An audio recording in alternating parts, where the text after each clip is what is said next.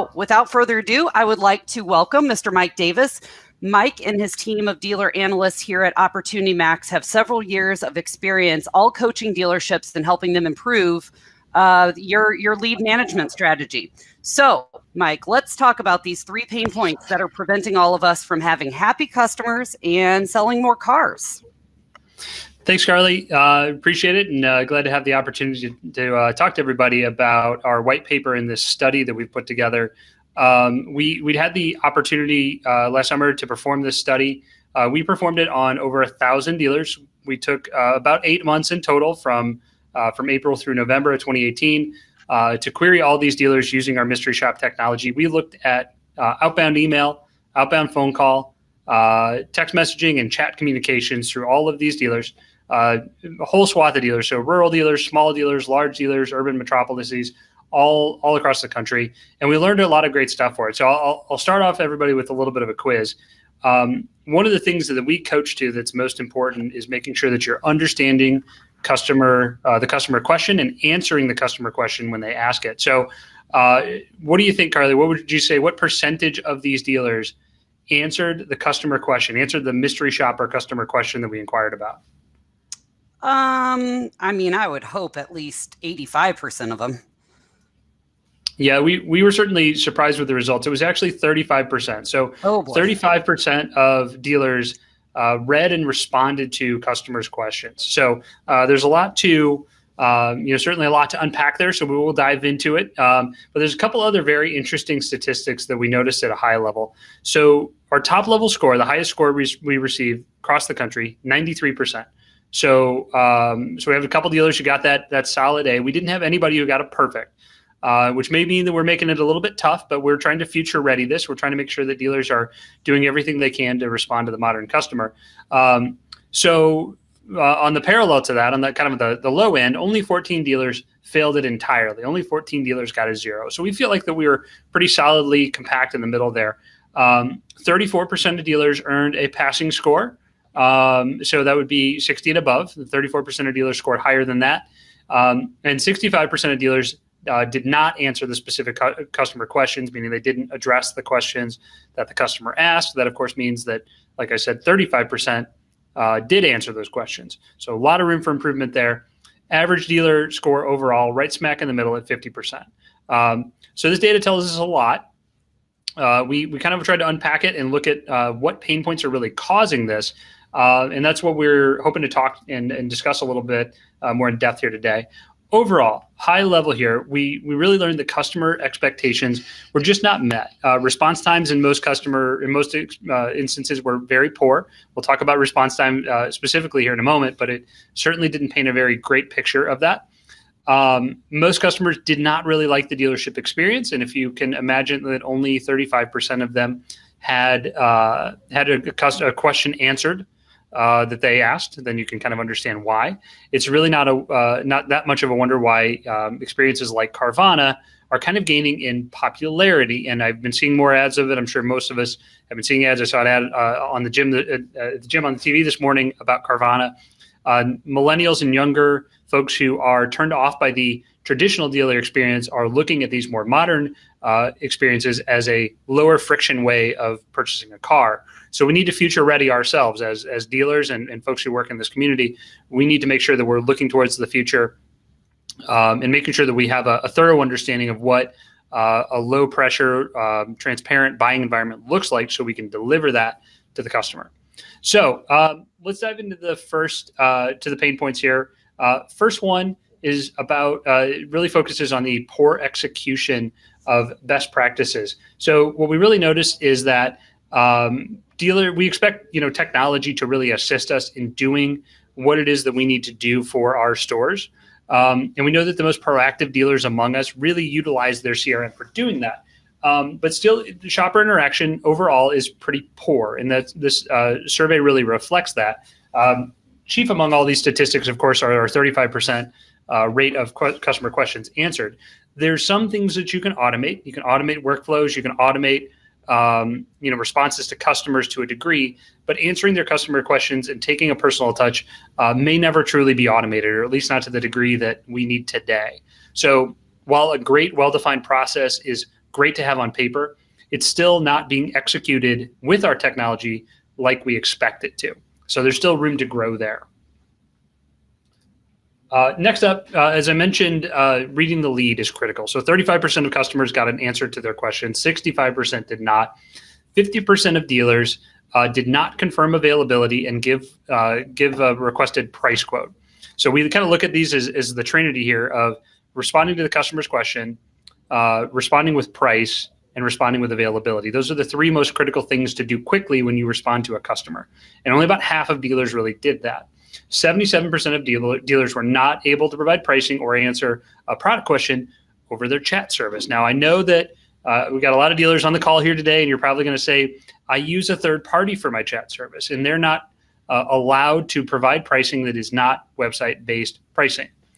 Look, I get it. And I will say that having worked with many dealers, I get it. There's a lot of competing priorities and responsibilities within a car dealership.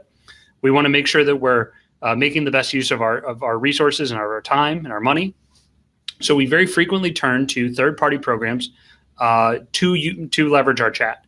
And those programs are doing better every day. And I think that many of you are probably going to Digital Dealer in a few weeks, and you'll see presentations from these very compelling services that have really cool technology. But most critically, we have to put our customer hat on. We have to understand what customers expect out of a chat conversation. If you've ever been online and in a chat communication with your cell phone provider, your cable provider at home, your utilities, whatever, you have an expectation of the level of service you're going to get. And so do our customers. They expect that they're going to be able to have a fulfilling conversation, even if it's over chat. So if we don't provide price or we can't provide specific details, in their mind, we're failing them. And 77% of dealers are not providing price during these conversations. That's a big opportunity. And while I'd love to say that we can automate that away, I don't know that we can. I think we have to really think about our chat processes and how we can improve on that. Next up, response time. These numbers were pretty jarring. Our average response time for all dealers that were surveyed as part of this was 339 minutes. That's a long amount of time to wait for a first quality response. 22% of dealers took more than 60 minutes overall to respond. That gives you a little bit of a frame of there were those outliers out there really dragging us down. 31% of dealers did not send any email for 3 days. So that's a very long period of time there. And 37% of dealers did not offer an appointment in their first email. That's something else we track for as well. Response time is critical. I feel like we kind of thread the balance between too much low value communication too soon that is more automated and too little personal communication that takes too long to get. So we're trying to find that sweet spot as an industry, and we're honing in on improvement there for sure, but we have a long ways to go. Next up, our second pain point is really leveraging our technology. And we kind of hinted about this before, but the CRM, our CRM is really our lifeblood. It is the most critical component to our operations within our dealership, and it really is the central part of everything that comes through lead management, core of all of our operations. But most dealers are still really failing to brace its full potential. One of the ways in which they're failing from the purview of our study to embrace this technology is through text messaging. On our study, we showed that about 27% of dealers responded to customers via text, meaning the remainder, the other 73% did not. So text message is a scary thing. We certainly want to embrace it. We want to communicate as quickly as we can with customers, but at the same time, we want to make sure that we're not breaking any laws. And I think that's the most common thing we hear from dealers is that, hey, I really want to communicate with my customers via text, but I don't want to get in trouble through CAN spam laws. So what I'd recommend, or through SMS laws, what I recommend is work with your CRM vendor. Every CRM vendor out there has a mobile module that allows you to communicate with customers through a text messaging portal that'll keep you safe. And I say it'll keep you safe because it'll request an opt-in from a customer and keep you on the right side of the law. So make sure you have the mobile app. Make sure everybody who handles leads in your department, actually anybody who touches customers in your dealership, needs to have your CRM's mobile application downloaded on their phone. And make sure that you work with your vendor to get the messaging application installed as well in your CRM so that they can use that to communicate with customers.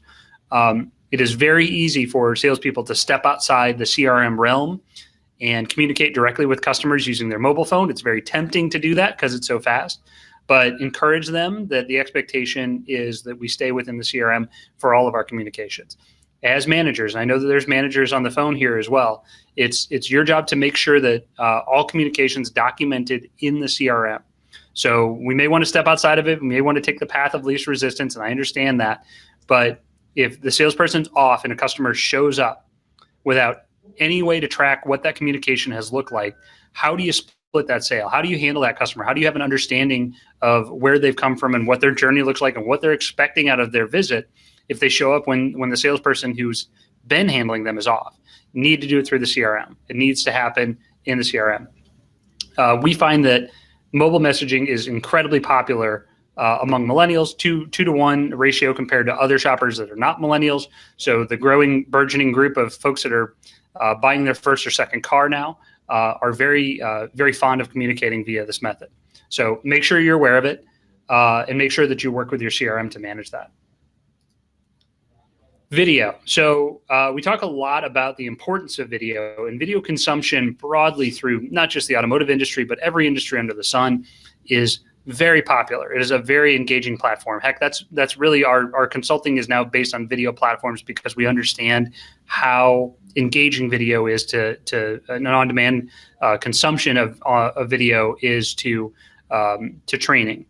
So we encourage dealers to get with that program as well. 99% of our dealers in our study did not include video in their responses. So you can basically look at that saying almost all dealers didn't, and you can say, look at the opportunity that exists here. So if you're one of the dealers that wants to be a leader in your space and in your market, there's a very good chance that your competitors are not using video, or if they are, they're probably not using it very effectively. This is some blue ocean for you to swim in here. So if you're not currently using video today, find a way to incorporate it in your processes. Make it part of your walk around. Do recorded video walkarounds. You can do recorded individual video first responses.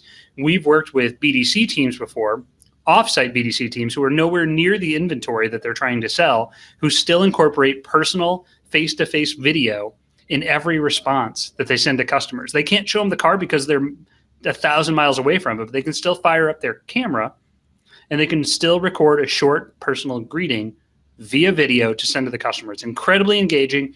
You get much higher click-through rates, meaning that when customers look at your message with embedded video in it or a thumbnail to view video, your click-through rate increases by about 20%. If you picture your entirety of communication with customers as a funnel, from where they submit a lead to where you respond to where they see your response, open your response, engage with your response, and set an appointment, this is a critical part of the funnel where we can get more customers to engage with our response by utilizing video. Highly encourage we take advantage of that. Again, a lot of dealers aren't doing this. So if you leave this call today and go sign up with a video vendor, whoever, I'm not going to mention names, but there's a lot of great ones out there. If you're going to Digital Dealer, look them up. I got to talk to a couple of them last year. Make sure you engage with those vendors out there and find a way to utilize it in your store. You may have a big competitive advantage at your disposal here. CRM technology can really provide economies to scale. It can really improve our communication overall.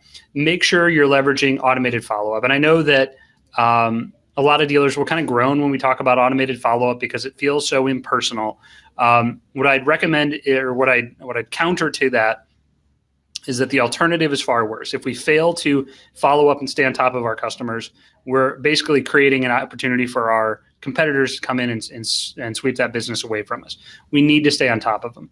We need to make sure we're taking advantage of internal spell check. Our study showed that 17% of dealers had some spelling or grammatical errors. That's a pretty big proportion if you think about it. We need to make sure that our dealers are taking advantage of task scheduling. Every outbound phone call that should happen on a regular basis needs to be incorporated right alongside the outbound email messages or outbound text messages that we need to send. That needs to be incorporated in our workflow. Don't forget it. Don't let it just become email alone. Phone calls really do matter. make sure that you, if you're a sales manager or general manager, that you have reports coming in via email. I would even argue that you need daily reporting via email. And that may seem like way too much, but my argument is that if you get your email reporting, or if you digest your CRM reporting on a monthly basis, it is already too late to change course in the month. You need to see a kernel of information about what's happening operationally in your CRM every morning while you're drinking your coffee or your Monster Energy drink, depending on some of the dealers I know. Make sure that you're digesting that information so that you can institute change immediately. You need to know, bare minimum, you need to know how many leads and how many appointments you had set the day before. If you see it as a giant change from one day to the next, jump in and find out what's going on. That'll save you tons of time going down the road. Then at the end of the month, it won't feel like you're eating an entire elephant when you try to digest your month-end reporting, because you've been tweaking it all along. Finally, customer birthday and kind of owner reminder, anniversary reminder information. Make sure that you're automating that as well. Make sure that that's part of your workflow. What we tend to recommend is that, or the way we tend to frame this is that acquiring a customer is expensive. You got to pay for lead sources. You got to pay for individual leads. You got to pay for staff to nurture that communication, set an appointment, confirm an appointment, test drive a car, all that is required to get one customer to purchase. If you're diligent about managing your lead lifecycle, you can reduce the sale of every subsequent car you sell that customer, because you're keeping them in your ecosystem. You're not allowing them to depart back into the general population of customers who will someday submit leads to you. You're managing a relationship through the life cycle of that customer, and ideally through the life cycle of all the other customers in that household, so that you are their source for purchasing cars. This is the gold standard. This is what we're trying to get to, is to become a relationship-based selling machine, not a lead management machine. So long tirade on that, but I highly recommend it. Couple other things here. So pain point number 3, staff accountability. So what we have really noticed is that accountability is kind of a tough thing for dealers to take advantage of and make sure that they are staying on top of. It really kind of works in 2 directions. So you need to hold your staff accountable to utilize the CRM. And in the other vein, you need your CRM to allow you to hold your team accountable. It's a bit of a cycle, but you have to start somewhere. You have to look into the CRM and inspect what you expect, as we like to say. It's a time-old tradition. But you have to look inside your CRM and make sure that people are doing what they're supposed to be doing according to the plan that you've set forth for them, and hold them accountable to it. Pay out of CRM reporting. I used to work with a car dealer up in New York that had a BDC that would provide their own reporting on how they should get paid. Everybody had their own Excel spreadsheet. They were all a little different, and they would track their own appointments. They would track their own appointments that show, and they would track their own car sales that happened as a result of it, turn it in, and that's how they would get paid. This is a terrible idea for a whole host of reasons. Number one, you're paying for a CRM to do a specific function and you're not utilizing it, so you're wasting money there. Number two, you have no accountability. You can't easily verify a dealer that gets hundreds of leads a month and hundreds of appointments set that everything is happening as they're spelling it out for you. So what we did with this dealer was we dove into the reporting, and we started from the report and worked our way back through all the activities that inform those reports. And then we trained everybody appropriately on how to set appointments so that it counts in the appointment setting report so that everybody gets paid on it. And the next announcement was, we're no longer accepting Excel spreadsheets as an accountability trail that you've done your job. The reporting is the only thing we will look at. So we encouraged everybody to take the appropriate actions to make sure that they understood and were performing the right actions, so that the report was informed, so that they could get paid appropriately. And wouldn't you know it, we actually saw an improvement overall. So you think a bunch of people that are walking into their manager's office telling them how much they should get paid would be very kind of afraid of what's going to happen when we switch to this high accountability system. But as a result, they started setting more appointments, because turns out they were doing some things just incorrectly out of a lack of training. So long tirade to say that setting the expectations appropriately and holding your team accountable is the first step in the CRM accountability cycle that I'm talking about here. So a couple techniques that we also recommend to help keep your staff accountable. Using the digital note or using digital functionality within the CRM to take notes of the customer record. As I mentioned earlier, assume that this customer that you're working with today is going to show up without you present, and you're going to have to argue for a split. Document everything so that you can make that case very easy for your sales manager. I hope there's at least a handful of sales managers who are chuckling as I say that, but you're eventually going to have to make that statement, right? Assume that you will have to make it every time, and take good use of notes. Address your email workflow strategies at least twice a year. So crack open your settings. I know it's a pain to do, but crack open settings in your CRM. Look through your workflow. Look through all your templates, look at open rates, look at read rates, spam rates, opt-out rates, whatever. Look at all the reporting that's available to you at least 2 times a year to make sure that you are aware of what's happening and you can adjust course. Audit your leads daily. We talked a few weeks ago about being a lead detective in one of our webinars, and we use that term a lot, but it's critical. You've got to analyze what the customer expectation was when they submit leads to you, and what the reality was, what they saw when they interfaced with your team. Audit that at least once a day, 1 lead a day, a couple leads a day, to understand what your customer's experience looks like when they interface with your dealership so that you can change course if you need to. Appointment performance is the name of the game, so make sure you're adjusting your spiffs accordingly. If you're not using call tracking, use call tracking. It's very important to understand phone failure rates to get a sense of problems that are happening as a result of phone call routing as soon as possible. You don't want to go a week without, with phone calls getting dumped into voicemail and not knowing about it because you didn't have call tracking set up. We recommend save deals. We also call them opportunity reviews. Do those on a daily or at least a weekly basis to make sure you understand where we're missing the ball, what's falling apart, how do we stay on top of these customers. The end game here is customer experience. We want to improve that customer experience, lower the friction point, make it easier to buy from us and digest from us. And you need to be reviewing this stuff constantly to understand where these common hitches are so that you can iron out these processes.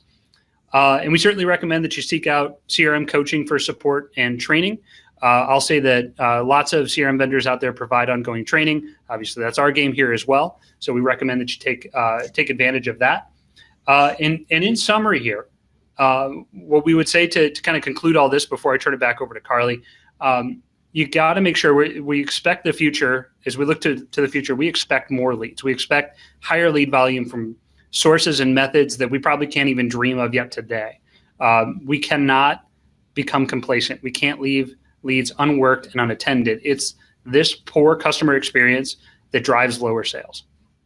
We need to have a modernized lead handling strategy, and we need to review it often. We need to make sure that we're tweaking it and sanding the edges and finding the hitch points so that we can improve the customer experience overall. We need to mix our CRM technology, what we expect technology and automation to do. We need to put a common sense layer on the traditional, sales and marketing tactics, really our soft skills, to understand how that is perceived in the customer's eyes. And then, of course, we recommend that you take a look at some of our virtual coaching opportunities that we have here at Opportunity Max. And Carly will talk about these here in a minute. But in general, there's lots of training opportunities out there. We certainly hope you'll consider our virtual training opportunities. But invest in training with your people, and don't expect that things are always going to. You complete training one time and you're good until the end of time. CRMs, technology, all these things shift and change over time. Training is a journey; it is not a destination. One is not trained; one is constantly going through training. So make sure to invest in it that way. So that said, I'm going to turn it over to Carly to walk us through the rest of our material for today. Thank you, Mike. Great stuff. So if after listening to the session today, you guys might be scratching your head thinking that, you know what, some additional training really might benefit our dealership. So the good news is that we have a solution called Internet Sales Coach. It's extremely affordable and delivers really good quality results. With this program, you actually will receive personalized training with an assigned coach. So coach is dedicated just to your dealership. Your coach will access your CRM weekly. So they'll dive in, they'll do lead audits on many different leads that have come in over the course of the week. And at that point, they're looking for opportunities. They will then record a short and sweet video, and they'll share ways to help you improve your engagements with your customers, which hopefully after you review those, you'll be able to go back in and close more opportunities. So these videos, the cool thing about it is they're saved on the cloud, and you're able to consume these videos at any point in time. So it creates great efficiencies within the dealership, and you're also able to share them with the team. So if you're interested in learning more about our internet sales coach, please see at the top of your screen, you should see a yellow button. It says click here. Feel free to click the button, and we will get any questions that you might have about the program. We'll get back with you and answer those questions and get you guys signed up. Like I said, it's a great, efficient, low-cost program that delivers really, really good results. All right. Next up, we also have a copy of the full version of the white paper that Mike took you guys through today. That is your takeaway from today's session. The white paper, I feel, is a really good resource for you to share with your team, as well as you guys to read the entire paper. It's got a ton of great information that really pertains to the study of the 1,000 dealers that we did over the course of the last year. So this document is available in our DealerPoint virtual community, and it can be accessed at dealerpoint.opmax.com. All right, so if you are not already a member of our DealerPoint online community, I highly recommend that you guys check it out. It's a great platform with a comprehensive library of different on-demand materials, so you can download them at your leisure. And if you happen to miss a previous webinar session, or if you happen to have a new hire that needs to be brought up to speed pretty quickly, it's got some great material in there that can provide them with some quick training. So also, as a member of DealerPoint, you'll receive your comprehensive mystery shop. This is our customer engagement analysis, just like the one that Mike took us through today. And lastly, we have a quiz located on our DealerPoint community. And feel free to go and take the quiz from today's session at dealerpoint.opmax.com, and you can be entered to win a $25 gift card. And with that, Sarah Smith, congratulations. Sarah Smith from Hagen Ford. You are our winner of the Being a Lead Detective quiz from our previous session. We will be sending you a $25 Amazon gift card. Congratulations. All right. So looks like we had 2 questions come in throughout the session. So Mike, I'm hoping that you can give us some of your insights on this. Does your company deduct points on your mystery shop if the dealership does not have chat on their website? Very good question. Yeah, a great question. We do. And again, we look at that as an expectation of the customers that when they visit your competition, they're going to see chat. When they visit your website, they're going to see a chat. They should see a chat module as well. So we look at that as an expectation, and we do deduct if that module is not present or if you're not utilizing chat. Got it. Cool. And lastly here, does your mystery shop only check for the answer to the customer's question within the first response email? Yeah, and we had some debate about that and whether we should expand it to 24 hours. But realistically, what we're looking at is what's the quality of response that the customer gets in kind of your first foot forward. So let's throw the autoresponder aside. Some dealerships will say, well, we have a vendor that we work with that does an auto price quote, and then we follow that up with another email that answers their specific question. And our argument against that is, again, what's the expectation of the customer? Do they need to read a multi-chapter novella to get, an answer to essentially 3 questions? And their expectations really no. They want it kind of all in one short, sweet, simple email that comes at first blush. So while some of the technology partners out there in the world, I'm not disparaging them, do a great job of presenting pricing or presenting availability via an automated format, it's kind of just like the chat thing. So we've automated it. That's great. But what's the expectation of the customer? Do they expect to get all of their questions answered in a short period of time? And really, yes, we want it all to hit in one email. So that's why we tend to look at just the first quality response email and say, did it, check all the boxes or didn't it? Not the totality of the first 24 hours. So yes, this is the answer. Just the first personal response. Great. Well, if you guys happen to have any other questions that may come up after the session ends here today, or you need any material or additional resources that we offer, please feel free to reach out to us. you can shoot us an email at dealerpoint@merits.com, or you can give us a buzz at 844-367-2516. And as we mentioned before, our online DealerPoint community can be accessed at dealerpoint.opmax.com. So with that, that is a wrap for today, and we definitely appreciate everyone's time and participation. Hopefully everybody took some great key takeaways from today's session, and hope everybody has a great week. Happy selling. Thank you.